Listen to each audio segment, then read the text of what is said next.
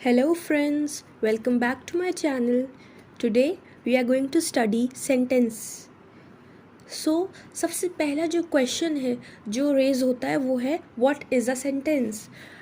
जैसे कि it says a sentence can be defined as a group of words which gives complete sense. जो भी चीज़ complete sense बनाती है, पूरा मतलब अपना बनाती है, उसी को हम लोग सेंटेंस कहते हैं.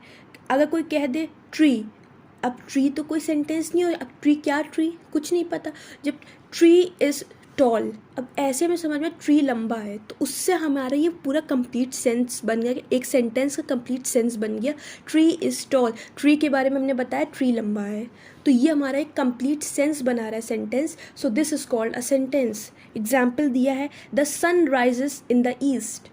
अब ये कंप्लीट सेंस बना रहा है कि सन कहाँ से उगता है, कहाँ से राइज होता है, ईस्ट से राइज होता है. अगर हम कह देते इन द ईस्ट तो ये क्वेश्चन बनता क्या इन द ईस्ट, लेकिन यहाँ पे हम लोग ने कंप्लीट उसका सेंस बनाते हुए कहा है the sun rises in the east. बता दिया कि सन राइज करता है ईस्ट से, तो दिस मेक्स कंप्लीट सेंस. और जो चीज़ कंप्लीट सेंस बनाती है उसी को हम लोग सेंटेंस कहते हैं.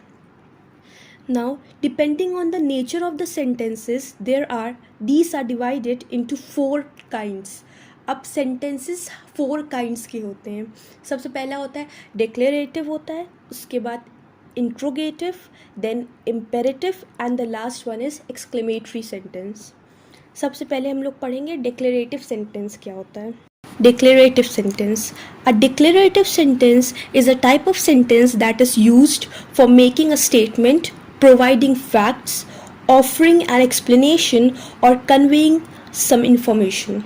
अब सबसे सिंपल जो सेंटेंस होता है, जो एक स्टेटमेंट होती है, एक नॉर्मल स्टेटमेंट जब होगी, उस सेंटेंस को हम लोग नाम दे देते हैं डिक्लेरेटिव सेंटेंस. उस सेंटेंस में कोई इन्फॉर्मेशन अगर हम लोग को बताई जा रही है, या नॉर्मल कोई this is a good boy, he is a good boy बोल दिया, तो ये नॉर्मल स्टेटमेंट है, नॉर्मल सेंटेंस है. तो ये क्या हो जाएगा, डिक्लेरेटिव. कुछ डिक्लेयर कर रहे हैं हम लोग, कोई फैक्ट्स बता रहे, कुछ इन्फॉर्मेशन ऐसे कि लिखा था the sun rises in the east, ये भी एक फैक्ट है. ये एक फैक्ट है, ये यूनिवर्सल फैक्ट है कि सन हमेशा ईस्ट से ही राइज करेगा. तो ये क्या हो गया, ये डिक्लेरेटिव सेंटेंस हो गया, जो कोई फैक्ट कोई वो करे, डिस्क्राइब करे, या कोई एक्सप्लेनेशन किसी चीज़ का बताए, या कोई नॉर्मल स्टेटमेंट, कोई भी स्टेटमेंट. तो शी इज़ डांसिंग, तो ये भी क्या हो गया, ये डिक्लेरेटिव सेंटेंस हो गई. ये एक नॉर्मल, एक कॉमन, एक सिंपल स्टेटमेंट है. जो एक सिंपल स्टेटमेंट या कोई इन्फॉर्मेशन या कोई फैक्ट जब हम लोग को कन्वे किया जाएगा तो वही डिक्लेरेटिव सेंटेंस हो जाएगा. Examples are given below. It says I love my country, मुझे अपनी कंट्री से प्यार है. तो अब ये I love my country is a simple statement, तो ये क्या हो जाएगा, declarative sentence. Eliza is a beautiful girl. अब एक गर्ल है, उसका नाम है Eliza, she is a beautiful girl.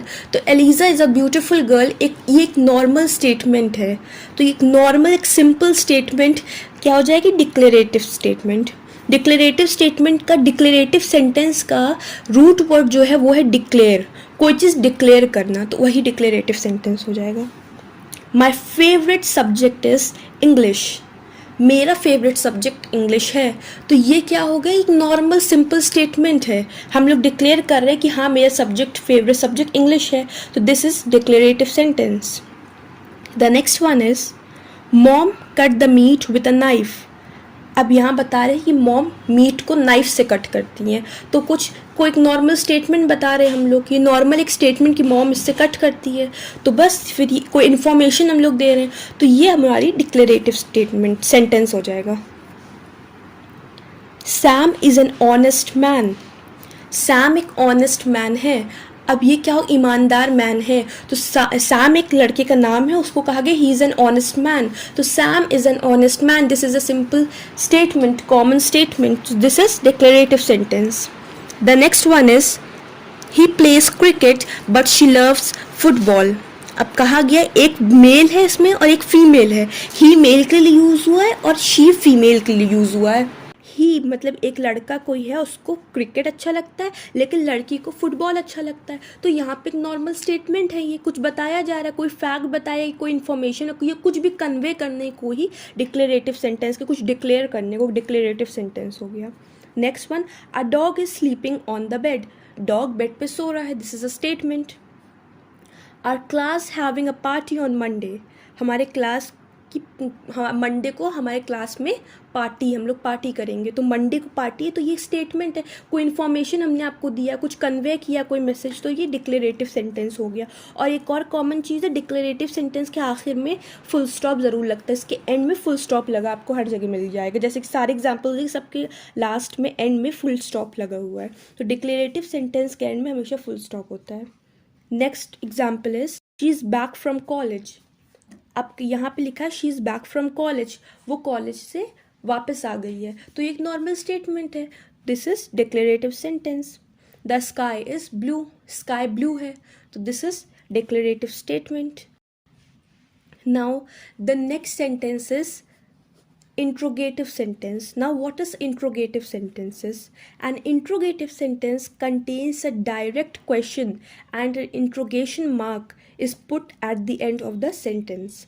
अब इंट्रोगेटिव सेंटेंस में कोई क्वेश्चन पूछा जाता है, जब आप किसी से कोई सवाल करेंगे, कोई क्वेश्चन करेंगे किसी से, तो वो हो जाते हैं इंट्रोगेटिव क्वेश्चन, इंट्रोगेटिव सेंटेंस. और इंट्रोगेटिव सेंटेंस के आखिर में एंड में हमेशा एक क्वेश्चन मार्क लगा मिलेगा. जैसे कि हम लोग कोई क्वेश्चन पूछते हैं तो उसके आखिर में हम लोग एंड में हम लोग क्वेश्चन मार्क लगाते, तो उसी को एक क्वेश्चन जब हम लोग पूछते हैं उस सेंटेंस को हम लोग कह देते हैं इंट्रोगेटिव सेंटेंस, और उसके एंड में हम लोग को क्वेश्चन मार्क लगाना कंपलसरी होता है. Examples are given below. It says where do you live, तुम कहाँ रहते हो, या हमने किसी से क्वेश्चन पूछा कि तुम कहाँ रहते हो, तो जब हम लोग क्वेश्चन किसी से पूछेंगे वो इंट्रोगेटिव सेंटेंस हो जाएगा, और उसके एंड में हमने क्वेश्चन मार्क लगाया है. जैसे कि आप हर एग्जाम्पल के एंड में देख सकते हैं, हर एग्जाम्पल के एंड में क्वेश्चन मार्क लगा हुआ है, बिकॉज क्वेश्चन पूछने के बाद क्वेश्चन मार्क लगाना कंपलसरी है. अगर आप क्वेश्चन मार्क्स नहीं लगाएंगे तो आपके मार्क्स उसके लिए डिडक्ट हो जाएंगे. Why haven't you started studying? तुमने पढ़ना अभी तक स्टार्ट क्यों नहीं किया, तो ये क्वेश्चन पूछे कि तुमने क्यों नहीं, क्या रीज़न था क्यों तुमने नहीं किया. तो जब हम लोग क्वेश्चन पूछेंगे तो हम लोग क्वेश्चन मार्क लगाएंगे, और ये इंट्रोगेटिव सेंटेंस हो गया. Next one is what kind of music do you want to dance to, तुम किस गाने पर डांस करना चाहते हो, किस म्यूज़िक पर तुम डांस करना चाहती हो या चाहते हो. तो ये क्या हो गया, ये हमने एक क्वेश्चन किसी से पूछा कि अपनी तुम चॉइस बताओ, तुम किस पे डांस करना, किस म्यूज़िक पे डांस करना चाहोगे, तो ये भी एक इंट्रोगेटिव सेंटेंस, क्योंकि हम लोग क्वेश्चन पूछ रहे हैं. Next one is which car would make you happier, which car would make you happier, मतलब तुम्हें कौन सी कार ज़्यादा पसंद है. तो ये क्या हो गया, हमने किसी से क्वेश्चन पूछा, तो ये हो गया इंट्रोगेटिव सेंटेंस, और इसके एंड में हमने क्वेश्चन मार्क लगाया है. Next one is which do you prefer, white और रेड. अब यहाँ पे एक और बार हम लोग किसी से क्वेश्चन पूछ रहे हैं, तुम कौन सा प्रेफर करोगे, तुम वाइट वाला लेना प्रेफर करोगे या फिर रेड वाला लेना प्रेफर करोगे. तो किसी से हमने ये क्वेश्चन पूछा, सामने से हमें रिप्लाई आएगा, तो जब हम लोग क्वेश्चन पूछते तो वही हो जाता है इंट्रोगेटिव सेंटेंस, और एंड में क्वेश्चन मार्क लगा हुआ है. और सबसे इजी ये भी पहचान, इसको आप आइडेंटिफाई इससे भी कर सकते हैं कि हर इंट्रोगेटिव सेंटेंस के लास्ट में एंड में एक क्वेश्चन मार्क लगा मिलेगा ही मिलेगा, क्योंकि ये कंपलसरी है.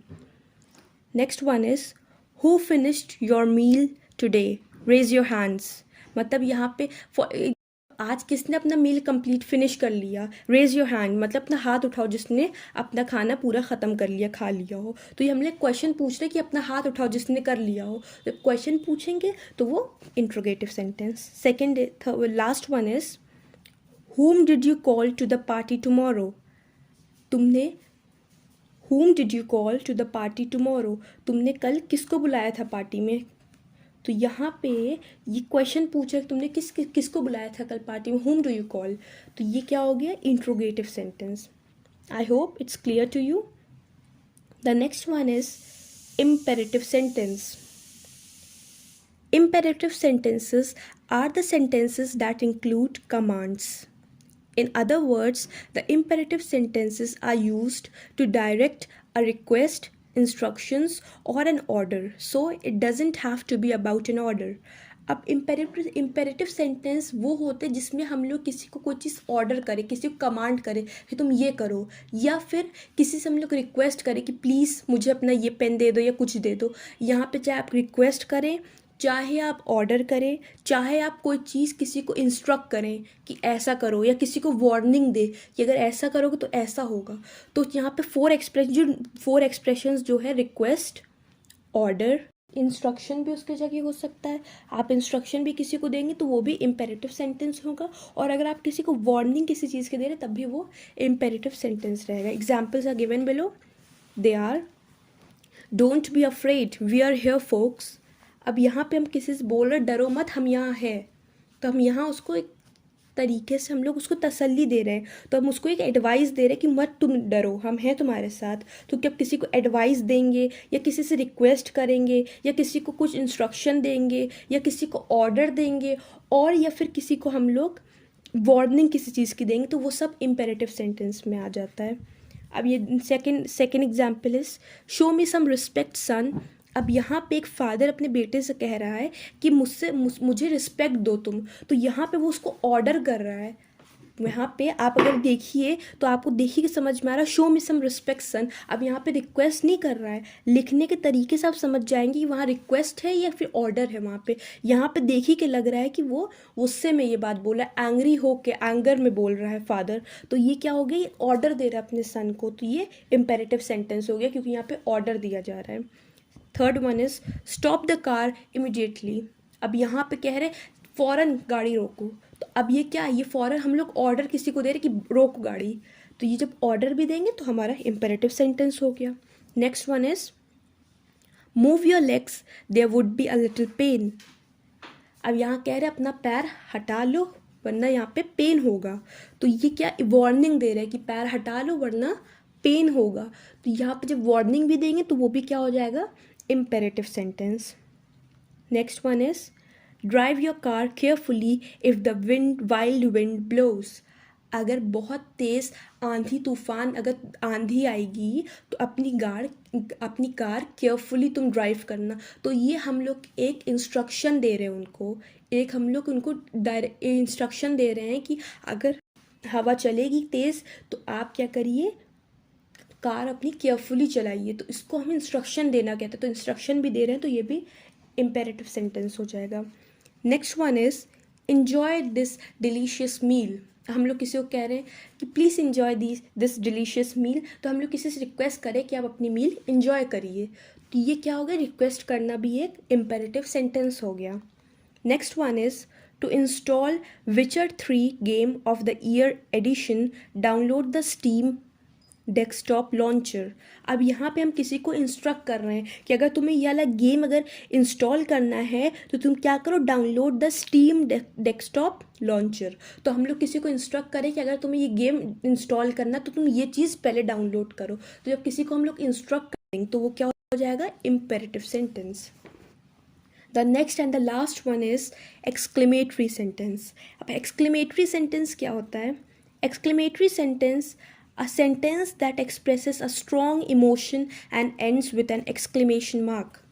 Exclamatory sentences are the feelings. जैसे हम लोग ने एब्स्ट्रैक्ट नाउन में पढ़ा था कि abstract nouns are the feelings, they are intangible, उसी तरह क्या होता है एक्सक्लेमेटरी सेंटेंस में भी हम लोग अपनी फीलिंग्स एक्सप्रेस करते हैं। जब हम लोग अलग अलग काइंड ऑफ फीलिंग्स, बहुत अच्छी बहुत बुरी जो भी टाइप की फीलिंग होगी वो सब एक्सक्लेमेटरी सेंटेंसेस में आ जाएगी। और सबसे अच्छा तरीका जो आप आइडेंटिफाई कर सकते हैं वो है कि एक्सक्लेमेटरी सेंटेंस के बाद जैसे आखिर में आप देख रहे हैं लास्ट में इन्वर्टेड कॉमास में एक साइन बना है, सिंबल बना है, उसको कहते हैं एक्सक्लेमेशन मार्क। तो एक्सक्लेमेटरी सेंटेंस के बाद ये मार्क आपको हर जगह दिखेगा, तो इससे भी आप आइडेंटिफाई कर सकते हैं कि वो कौन सा सेंटेंस है। जैसे examples are, I am free. अब यहाँ पे लिखा हम आज़ाद है, तो जब कोई इंसान आज़ाद रहता है, जब फ्री होता है तो वो हैप्पी होता है, तो यहाँ पे एक फीलिंग एक्सप्रेस कर रहे हैं जॉय की, खुशी की, हैप्पीनेस की, तो आई एम फ्री के बाद एक्सक्लेमेशन मार्क लगा, so this is an exclamatory sentence. The next one is, I treasure you, मतलब यहाँ पे एक्सप्रेसेस लव बता रहे एक तरीके से, आई लव यू मतलब, तो आप किसी को आप लव कर रहे हैं तो आप अपनी एक फीलिंग किसी को बता रहे हैं, तो जब फीलिंग आप एक सेंटेंस में अपनी एक्सप्रेस करते हैं तो उस सेंटेंस को हम लोग एक्सक्लेमेटरी सेंटेंस कहते हैं। और इसके बाद देखिए एक्सक्लेमेशन मार्क भी लगा है, तो ये भी एक तरीका आइडेंटिफाई करने का। Next one is, she actually one, तो यहाँ पे जैसे कोई इंसान हम लोग को कोई ऐसा उम्मीद ना हो कि वो इंसान जीतेगा कोई चीज़, वो विन करेगा, लेकिन अगर वो जीत जाता है तो हम लोग बिल्कुल सरप्राइज हो रहे हैं ये कैसे जीत गया। तो वही लिखा है शी एक्चुअली वन। तो आप जिस तरह आप इसको पढ़ेंगे उस तरीके से आपको पता चलेगा कि ये कौन सा सेंटेंस है। एक्सक्लेमेशन मार्क तो लगा है, लेकिन अगर आपको आइडेंटिफाई करना रहे ये कौन सा एक्सप्रेशन है, तो शी एक्चुअली वन ये एक सरप्राइज का एक्सप्रेशन है कि अरे वो जीत गई। तो this is exclamatory sentence, it expresses surprise. The next one is you are late again. अब यहाँ पे you are late again, तो यहाँ पे exclamation mark भी लगा है, तो ये एक तो exclamatory sentence हो गया, लेकिन किस टाइप का हम लोग को फीलिंग एक्सप्रेस कर रहा है, you are late again। अब आप तुम इस बार भी तुम देर रहा तुमने लेट कर दिया, इस बार भी तुमने लेट कर दिया, तो इसमें हम लोग गुस्से में बोल रहे हैं, एंगर में बोल रहे हैं, तो this expresses anger. I hope you all are able to understand what I am teaching. So इसी के साथ हमारे sentences complete हो गए। हम लोग ने 4 kinds of sentences पढ़े हैं। The first one is declarative, the second one is interrogative, the third one is imperative and the fourth one is exclamatory. Declarative में simple statement एक रहेगी, interrogative में हम लोग question पूछते हैं, imperative में कोई order, request, command, warning, information, advice कुछ भी देंगे तो इम्पेरेटिव हो जाएगा। और लास्ट वन एक्सक्लेमेटरी में हम लोग अपनी फीलिंग्स एक्सप्रेस करते, जिस सेंटेंस में आपकी फीलिंग एक्सप्रेस होगी और उसके आखिर लास्ट में एंड में एक्सक्लेमेशन मार्क लगाए तो वो हो जाएगा एक्सक्लेमेटरी सेंटेंस। इसी के साथ हम लोग के सेंटेंसेस कंप्लीट हो जाते हैं। That's all for today. Thank you.